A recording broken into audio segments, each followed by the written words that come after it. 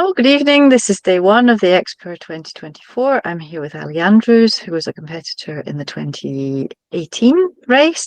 He's a paragliding school proprietor in Crickhowell in South Wales, and he organises the annual Dragonfly hike and fly race in the south of Wales. Hi, Ali. How are you doing? Hey Judith, very well, thanks. I've just got back off the hill myself. We were teaching today. So yeah, busy, but yeah, great day here. I think we had much better weather than you guys have had, unfortunately. We were teaching and people were flying. You've had significantly better weather than us. Well, yeah, I was sorry to see your update this afternoon to say that people were, hiking in the fog and getting lost on Larun. That was, incredibly stressful start to, certainly if you're getting lost in the fog, puts a lot of pressure on you when you're really pushing on that first morning. So I think, like you said, everyone got up to the top in the end, damp, and sad to see them walking off the first turn point. Yeah, it was actually quite interesting because, I mean, we had drizzle at the start. So and everybody knew. I mean, the big news this morning was that we changed the route last night. Yeah. We talked about it at a briefing. We've got this rule change that we can actually change the route if the weather's like really terrible, and only if it's really terrible. But I mean, last year it was just so awful seeing everybody have to hike 50 or 60 kilometers that we said, no, we're not doing that again. So we shortened the route to make the rest of make up for today, basically, so that it's going to be easier at the other end. So they hiked up and they arrived like drowned rats. And, there was one guy, I don't really want to name him because I don't want to shame him, but, we thought he was imminently going to arrive. He was like 50 meters underneath us, and then he just didn't come for about another half an hour because he just got lost. It was so dense fog. And but it was interesting because the cafe was open. We weren't sure if in the rain it would be open. And so some just went, oh, sod it, I'm going to change my clothes. Like Maxime stopped and changed his clothes and had a cup of tea. But Pierre Remy he started running as soon as he got to the top. He was on a mission. So yeah, there was a real split between the two, but the last one came an hour after the penultimate one. Wow. Okay. Yeah. So that's how big the split was. Yeah. And then we had Nicola Heidinger had to withdraw because he was feeling sick, and on the way down he just started to feel so bad and realized that unless he could hike another 50 kilometers today, he wouldn't be in position to fly tomorrow. Yeah. Yeah, it's a tricky position after that first turn point because there isn't much flyable terrain for quite a while. And you can see this evening on the live tracking, pilots are obviously putting in a lot of effort to get to a flyable spot. Really tough though to have illness on the first day. All that hype, all that build up, and you can get the better of you, and wishing the best recovery. It's horrible after all that preparation. Do you want to share your screen and we can have a quick look at the live tracking? Yeah, absolutely. I mean, we have actually got more Welsh weather than French weather at the moment. Well, yeah, it's just terrific. All change these days. But yeah, so I've just pulled up the live tracking, Judith. Hopefully that's showing for you. It is, yeah. Yeah, and so we've got Larun. Most of the pilots or athletes are now clear, and I remember when slightly more southerly line for the turn point, but there's a bit of a split here. With some, like I'd say very few pilots look like they're trying to get back into Spain this evening to find a flying site, probably for tomorrow rather than tonight, judging by the fact that they've got the ridge where the border is to cross. And I think everyone who's going following the sort of Noe Court line and Sebastian Weber there's a big procession really following, where probably a lot of these pilots will hope to end up at a flying site either this evening or early tomorrow morning to fly.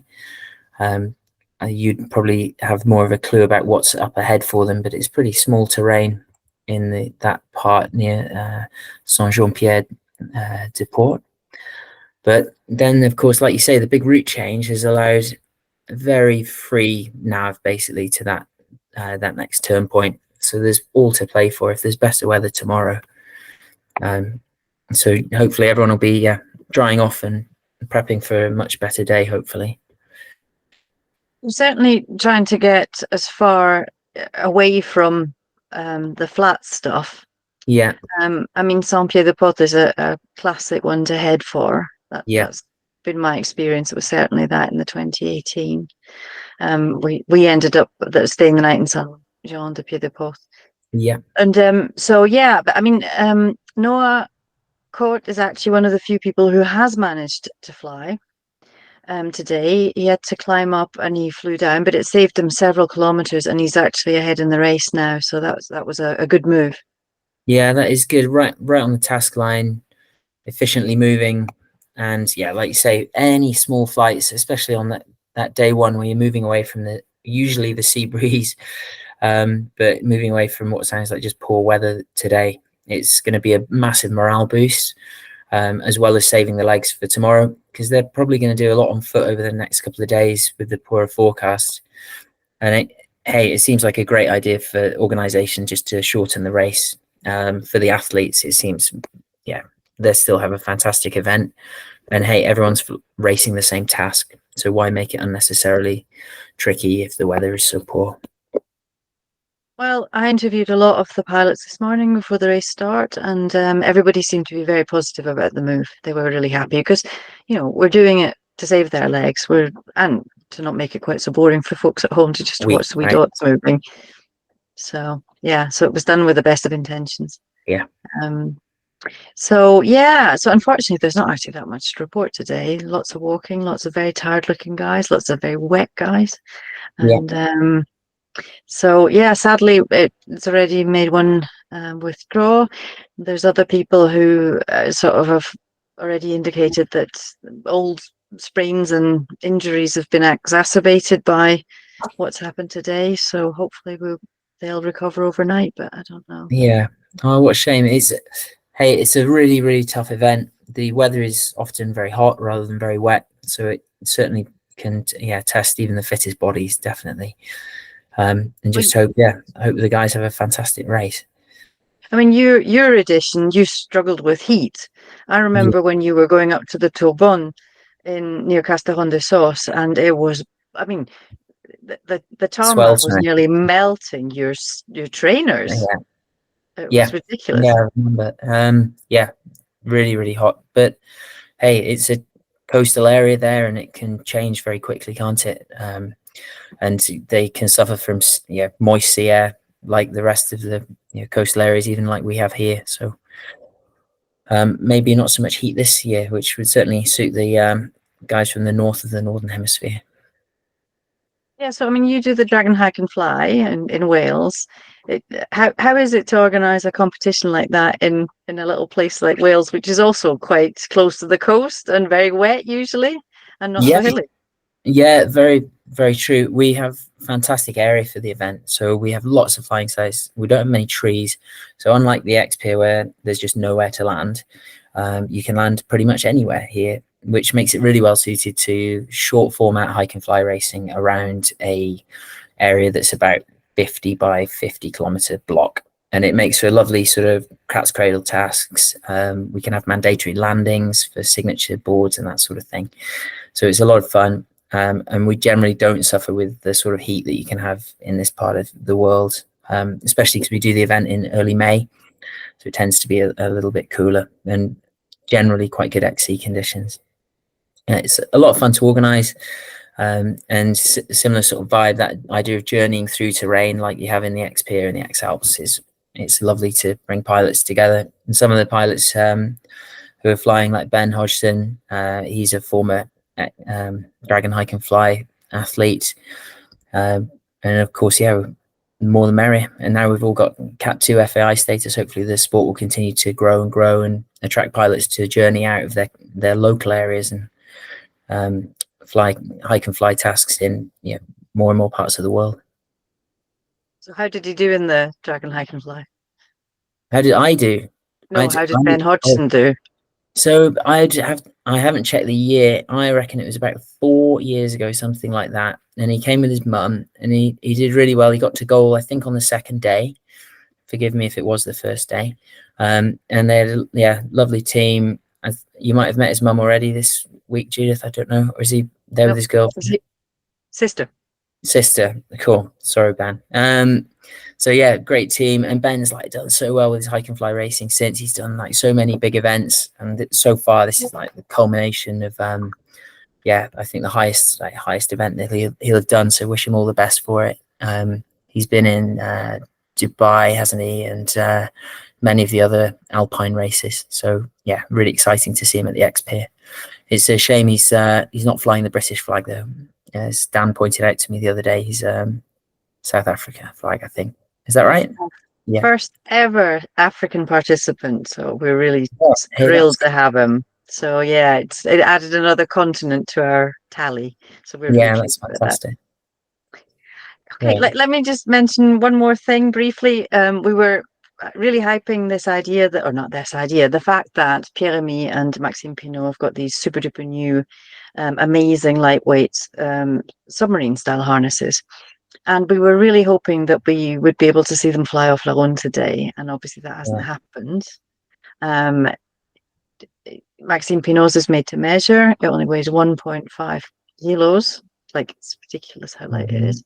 And Pierre Remy's is 1.6 kilos, and it's actually available commercially. It's a serial product.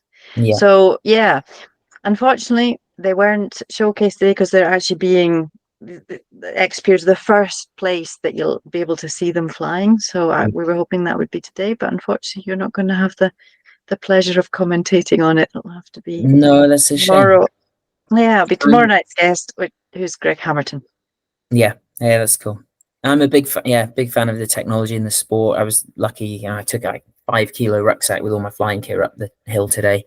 To have that submarine style harness in a hike and fly setup is absolutely amazing. There were obviously issues like getting into these things, unzipping them, that designers must have solved for hike and fly racing, you'd have thought, because we need a really, really easy to use harness for this style of event.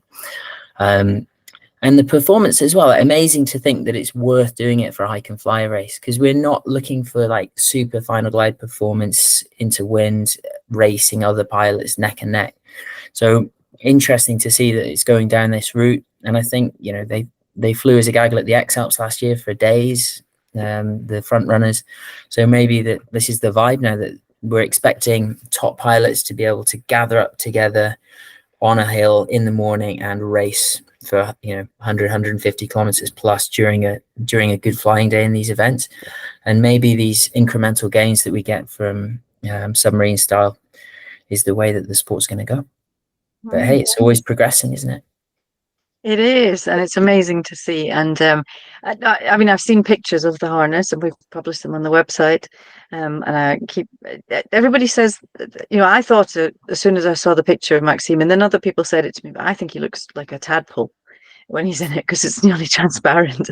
But it's just such an incredible thing that a fully, faired pod harness can weigh that little, and it's so aerodynamic.